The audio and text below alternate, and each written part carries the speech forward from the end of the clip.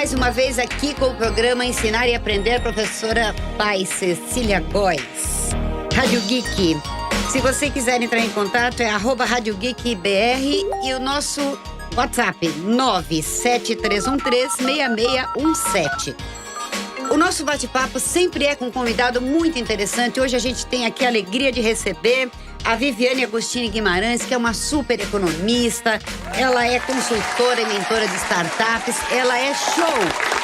E hoje ela vai dar uma contribuição fantástica para nós, porque é uma coisa que nós sentimos falta. Apesar de haver programas direcionados para isso, nós ainda não vemos o resultado da educação financeira nas escolas. Mas, melhor do que eu, ela se apresentar, falar um pouquinho do que ela já fez. Vocês vão babar.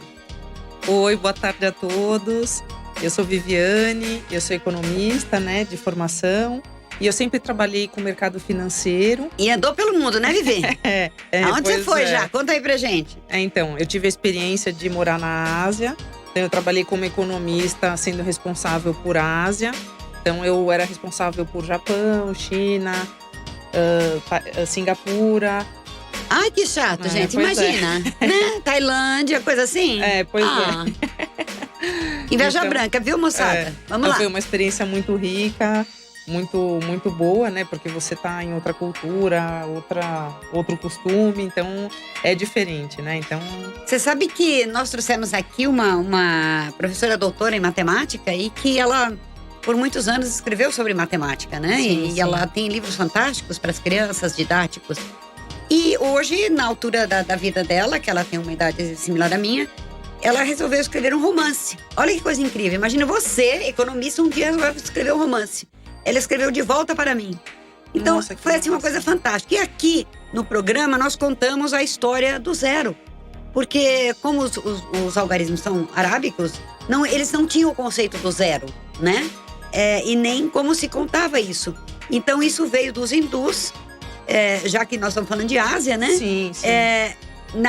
Baseado na meditação, que é a ideia do vazio. A ideia do zero. Olha que demais. Então, isso nós demonstramos aqui através de um material lúdico que ela faz. Muito interessante.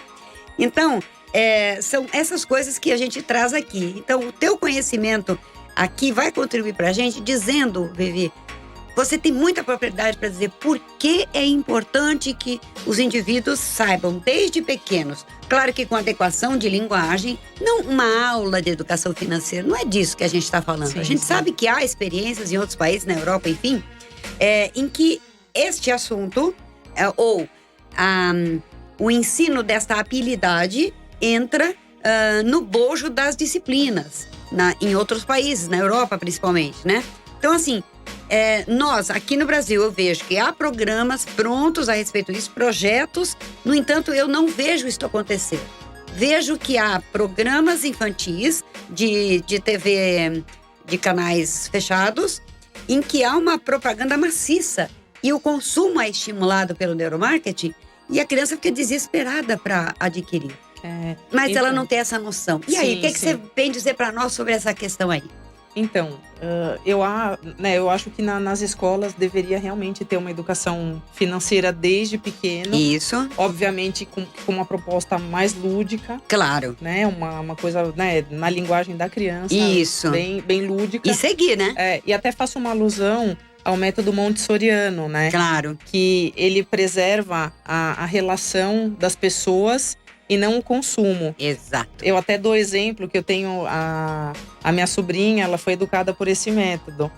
E é muito bacana, porque a criança, ela desde pequena, ela não tem muitas bonecas, ela não tem muitos brinquedos, mas ela valoriza aquele que ela tem, Então, eu acho essa educação, se pudesse ser replicada nas escolas, já seria um salto grande, porque as crianças, elas conseguiriam ter essa educação desde pequenas de valorizar um único, Exato. Assim como também, eu não sei se você já ouviu falar, que tem um estudo comportamental na década de 60, 70, que foi um estudo feito do marshmallow. Sim. Fala um pouquinho só desse marshmallow aí. Então, o estudo do marshmallow foi muito bacana. Que é o seguinte, foi um estudioso que agora eu não me lembro, eu sei que ele é de Stanford. Aham. E ele quis fazer uma análise comportamental da criança. Então ele pegou um grupo de crianças da mesma faixa etária. Certo. E o que ele fez? Ele falou assim, olha, eu vou te dar um marshmallow, né? Falava para as crianças, olha, eu vou dar um marshmallow, mas se vocês esperarem, sei lá, um minuto, eu te dou o segundo. Agora, se você comer, você não recebe esse segundo. Sim. E aí, o que acontece? Aí, o estudo dele mostrou que as crianças que comiam na hora o marshmallow, né, e eram muito mais, assim, ansiosas, ele não conseguiu, foi mesmo, a criança, ela seguiu um padrão para adulto, seguindo esse mesmo comportamento. Claro. Ou seja, ela não conseguiu esperar o tempo. Ela não conseguia esperar o tempo e não sabia lidar com as finanças na vida adulta. Claro. Já a criança que esperou, guardou o marshmallow e estava lá com aquela recompensa grande, esse foi o que mais teve qual é mesmo? Retorno, né, na vida financeira, conseguiu poupar. É interessante como se entrelaçam as coisas entre os programas que eu apresento aqui. Eu fiz um programa com o Thiago Schultz, que é uma das pessoas daqui da Rádio Geek, da empresa Geeks, né? E ele estava expressando a questão de que o pensamento dos nossos pais era assim, você ter aquela profissão, fazer um concurso público, você comprar sua casa própria, esta era a meta, né? Uhum. Então, assim, hoje o cara se preocupa, o moleque se preocupa em ser um super youtuber e, por consequência, ele vai ter retorno financeiro. Só que, assim, isso não é uma coisa estruturada. Isso não é uma coisa que traz valores, né? Sim, é uma sim. coisa meio que, como eu diria, desabalada, que vai como vai, Concordo né? perfeitamente. Não é alguma coisa que traz como benefício para o aprendiz, o aprendente, na realidade. Bom, aprendente e ensinante somos todos nós. Mas, enfim, na situação de aprendizagem, não traz nenhum acréscimo, não agrega valor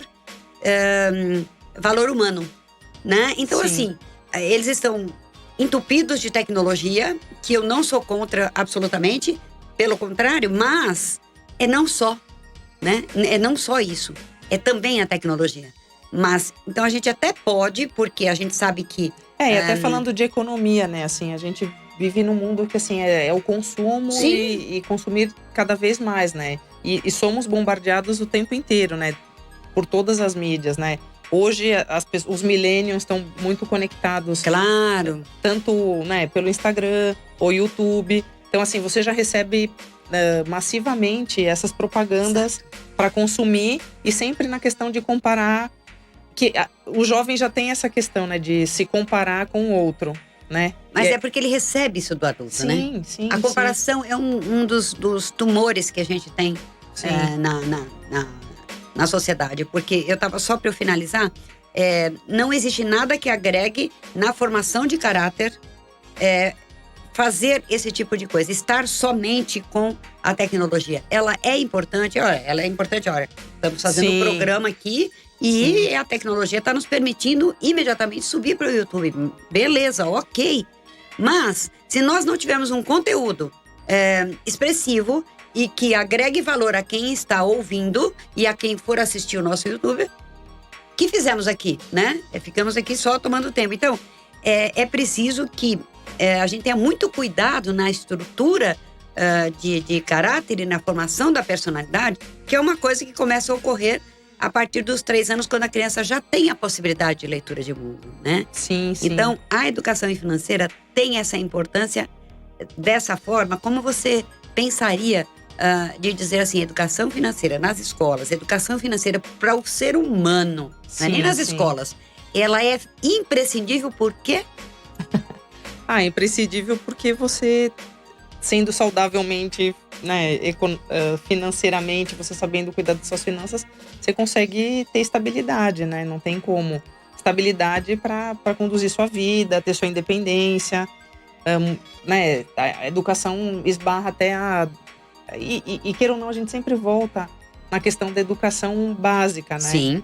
É engraçado que parece até prosaico a gente falar que educação vai estar em todas as pautas, mas está em todas as pautas.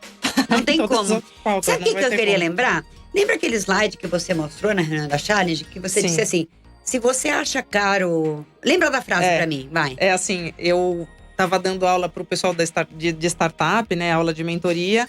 E eu inicio sempre a aula de gestão financeira com a frase: se você acha caro contratar um profissional, é porque você não sabe o valor de contratar um amador. Ou seja, a gente tem muita diferença entre preço, né? Que a gente sempre olha assim, é a questão do preço. Exato. Talvez tal profissional seja caro, ou talvez determinado serviço seja caro. Mas a gente esquece do valor. Sim. Então, assim, o valor, ele é inestimável, né? Não tem... É esse gancho que eu quero pegar pra gente ir caminhando daqui pro final, porque é uma pena que a gente não pode pegar essa criatura aqui e ficar 2 horas com ela, porque vocês não têm noção do conhecimento dela. Então, veja bem, pegando esta frase, que é importantíssima, se você está achando caro contratar um profissional, você não sabe o prejuízo que dá contratar um amador. Muito bem. A gente faz o processo de aprendizagem todo como amadores. Como amadores, a gente vai para a vida como amador. Sim, você casa e começa a administrar uma casa de maneira amadora financeiramente. Sim. Você não tem a menor noção. Então, as pessoas estouram o cartão de crédito, ficam desesperadas, entram em depressão. Um serviço muito bom para os ouvintes é que o serviço da FEA USP, existe um serviço chamado SOF. Olha que bacana, gente. Anota isso aí. O serviço da FEA USP chama? SOF. SOF. Então, é serviço... SOFI.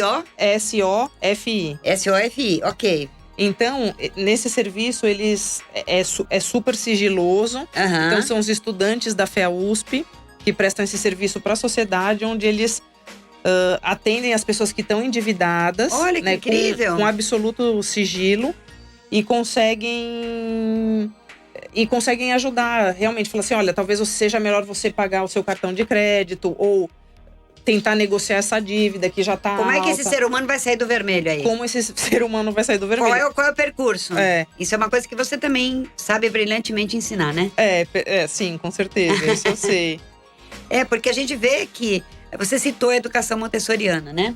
Então, o que acontece é o seguinte, eu comecei minha carreira como... a minha formação foi em educação montessoriana. Eu trabalhei em escola montessoriana mesmo. A nossa diretora ia todo ano para a Itália e nós tínhamos uma imersão semestral, né? É sensacional. Então, é assim, eles têm um momento inicial em que a criança entra em sala de aula. O professor está lá aguardando, não para receber um atrás do outro. Não temos essa formação, ela já pensava isso. Sim. Ela era uma mulher muito à frente do seu tempo, ela era uma psiquiatra, ela não foi educadora, né?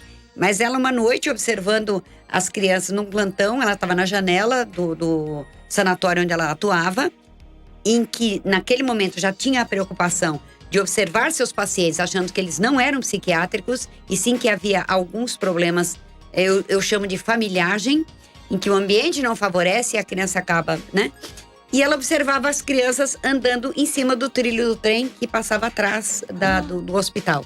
Dali ela começou a fazer toda uma estrutura de observação dos pacientes e acabou idealizando, né, que isso poderia acontecer na educação. É linda a história dela, sou apaixonada. Nossa, que demais. E aí ela se uniu a Lubienska, que é a educadora que ajudou a ela a conceber o método, né?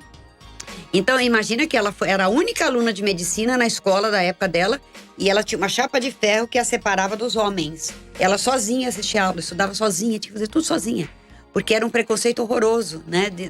De uma mulher estudar medicina, imagine, né? Sim, Eu imagino ela viva hoje. Então, as crianças entram, começam um trabalho pessoal, a hora do TP que a gente chama. Eles vão ao fundo da sala, em que estão preparadas fichas, e eles vão lá escolher com o que querem trabalhar. Sendo que não é assim... um laissez-faire, não. Elas vão ao fundo da sala, escolhem o que tem que fazer, mas ao final da semana elas têm que ter dado conta de tudo o que está projetado para elas. Ô, Cecília, tenta... E aí a gente colocaria atividades que fossem lúdicas, porque o lúdico e a cognição estão absolutamente imbricados. Sim. Essa é uma ideia, por exemplo, né? Não, ela é perfeita. E, infelizmente, o que acontece? Eu estudei matemática também, eu fiz um curso só de matemática. E no curso de matemática, É assim, hoje o método a gente aprende a fórmula muito resumida. E mecânica, né? E uma forma mecanicamente, mecânica exatamente, a gente aprende a fórmula mecânica. sem significado. Sem significado, exatamente. E essa minha aula de matemática eu aprendi justamente voltar para trás. Antigamente, assim, todos os filósofos, aliás, todos os matemáticos, necessariamente eles eram filósofos. Então você vai até René Descartes, Leonardo da Vinci. Sim. Sabe, assim, todos esses matemáticos, eles pensavam, eles primeiro tinham uma ideia. Isso. Só que na hora de você fazer a fórmula, tinha um racional e um lógico. Quando a gente vai analisar, hoje, no método tradicional, você vê aquela fórmula resumida e mecânica. Mas não viu como que nasceu a ideia de elaborar aquela fórmula, né? Tanto é que, assim, por exemplo, só dando um exemplo… Ótimo, exemplo é ótimo. Os matemáticos, os egípcios, a tabuada, ela vem dos egípcios. Sim. Então, e a gente aprende de uma… Por que vem dos egípcios? Que era a maneira que eles faziam a plantação para aquela cultura. Por exemplo, vou plantar um milho, então eu vou colocando lá 10 sementinhas, é a primeira coluna. Sim. E aí você ia aumentando a coluna até 10, e aí que você vai multiplicando aquela coluna por aquelas sementes plantadas, você chega na tabuada. Só que o que acontece? O nosso método a gente aprende mecanicamente. Decorar, 2 vezes 1, 2. 2 vezes 2, 4. E tem muitos jogos, muitas coisas que se propõem atualmente em que essa coisa não tem que ser feita mecanicamente. Você aprende que 3 vezes 2 é você, por exemplo, pôr 2 vezes 3 palitos. A criança precisa enxergar. Porque a gente dizia assim, que a gente aprende a fazer fazendo. O learning by doing. Exato, né? Learning by doing. Aliás, é a única forma que eu conheço que eu consigo aprender, porque eu sou muito visual, né? Sim. Então, coisas muito interessantes que não se conta para a criança. Por exemplo, isso era mais sofisticado nos egípcios, já na execução do que eles iam fazer. Na hora que acontecia o plantio, isso já estava estruturado para ser dessa forma. E por que a base 10, né? A base 10 era usada com mais propriedade para aqueles que iam fazer este trabalho mais elaborado, digamos assim. Mas tinha os mercadores da época também, no Oriente, na Índia, enfim. E a gente não conta para as crianças, por exemplo, que o polegar é um super contador, sabia disso? Para a base 10. Sabe por quê? Porque eles contam assim. Ele tinha que ter uma mão livre para pegar a mercadoria e atender. Não sei se eu estou te contando uma novidade, mas eles tinham que ter esse daí tá. Uma mão livre para pegar as mercadorias, mas ele tinha que contar. Então, ele contava com o polegar. 1, 2, 3, 4, 5, 6, nas falanges. 7, 8. Não, 1, 2, 3, 4. 5, 6, 7, 8. Como é que dá 10 assim? 1, 2, 3, 4, 5, 6, 7, 8. E aí você fecha 9 e 10 nas duplas. Não era uma dúzia, Cecília? É para contar a dúzia. Era dúzia. É a dúzia. 1, 2, 3. Tem razão, para dar 12. Isso. Para dar 12. Pelas falanges, né? Pelas falanges. Bem lembrado. E o 10 você podia fechar de 2 em 2, é isso. Então, para dar a dúzia, era assim mesmo.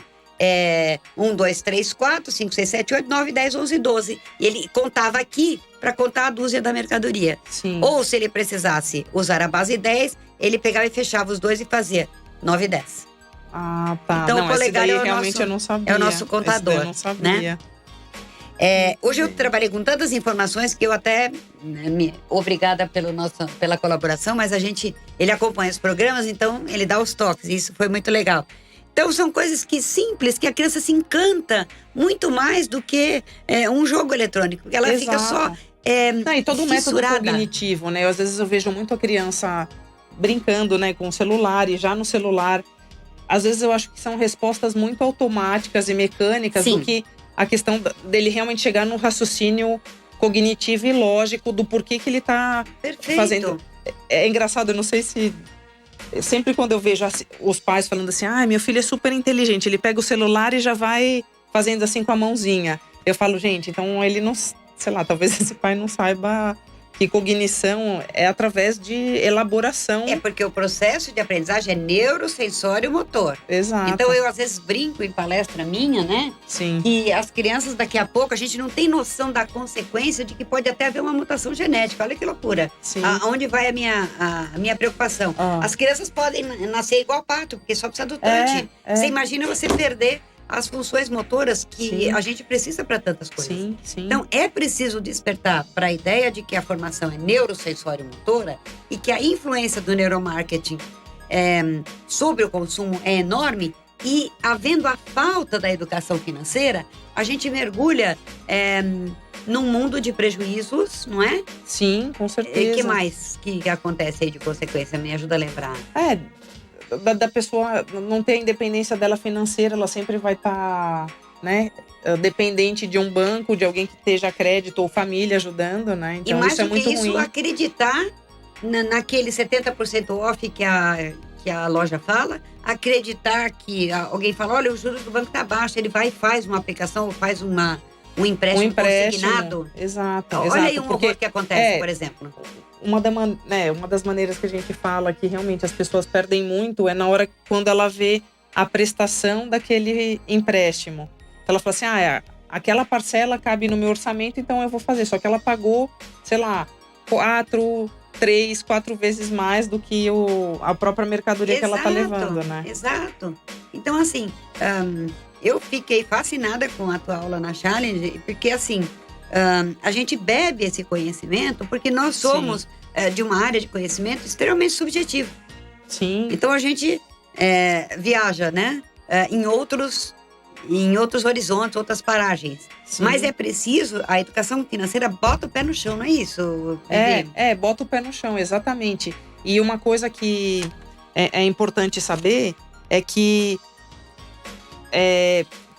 se a pessoa tiver um hábito também de colocar tudo num caderninho, tudo que ela gasta, até parece coisas muito antigo isso, simples. mas não é, né? Não é verdade. Existe bastante aplicativo para poder usar, mas eu acho assim, o método de você pegar uma caderneta e for anotando todos o que você gastou num dia, sabe? Mas anotar mesmo. Eu comprei um sorvete, comprei um refrigerante, tava com fome, né? Enfim, até de sair, peguei um Uber, que hoje a gente, né, pega Uber pra tudo. Você fala assim, é só 20 reais, é só 20 reais. Esse só 20 reais no final do mês, ele acaba dando facilmente, assim, né, R$1.000 tranquilamente. Com certeza, e você não percebe, escoou de uma maneira, em tese, imperceptível.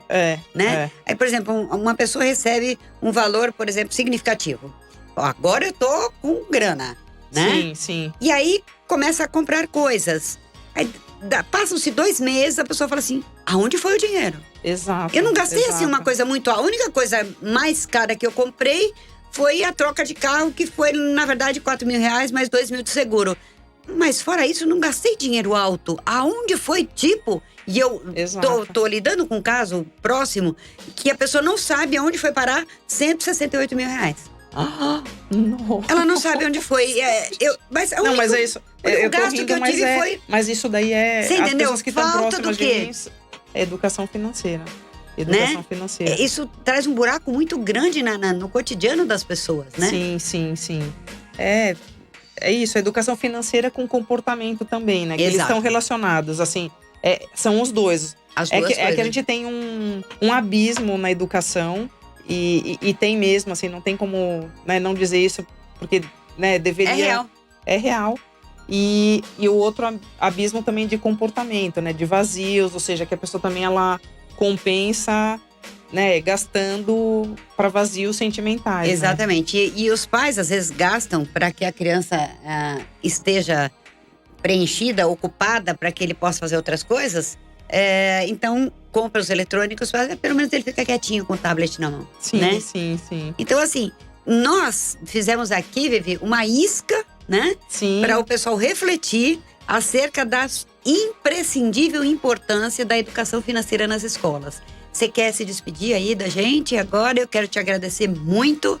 Foi um presentão poder ter você aqui conosco, dando essa baita contribuição, porque não é muito simples a gente trazer uma pessoa do porte da Vivi para nos ajudar a colaborar e dar esse alerta. Cecília, é um prazer estar com vocês, estar com o pessoal da Rádio Geek também, que são, né, uma equipe maravilhosa, profissionais super talentosos. E eu queria agradecer a oportunidade de estar aqui com vocês. E a dica que eu fico, assim, anote tudo, assim, é uma dica simples, mas assim, anote todos os seus gastos. Anote todos os seus gastos, o que você ganhou, né, o que você recebeu. E seja cauteloso, sabe? Até assim, o dinheirinho do pão, não importa. Até o dinheirinho mas do pão. Tudo, mas né? é tudo. Se você for expert e quiser botar numa planilha, põe, senão vai na caderneta mesmo. Mas o importante é o controle, né? O importante é o controle. Então, se você não tiver o controle… Se você não for educado financeiramente, e se você tiver uma agora. dívida alta, tente negociar, assim. Não chega já querendo pagar tudo. Eu acho que tem poderes para você… enfim, negociar essas dívidas com bancos. Eles estão abertos a fazer negociação. E se a gente e procurem o serviço SOF da USP. Muito da bom, USP. muito boa dica, gente. Essa dica foi muito importante. E a gente sabendo que existe essa possibilidade, vamos nos atentar para isso, né? A gente agradece muito. Muito obrigada. Vamos estar com vocês no próximo encontro aqui na Rádio Geek BR.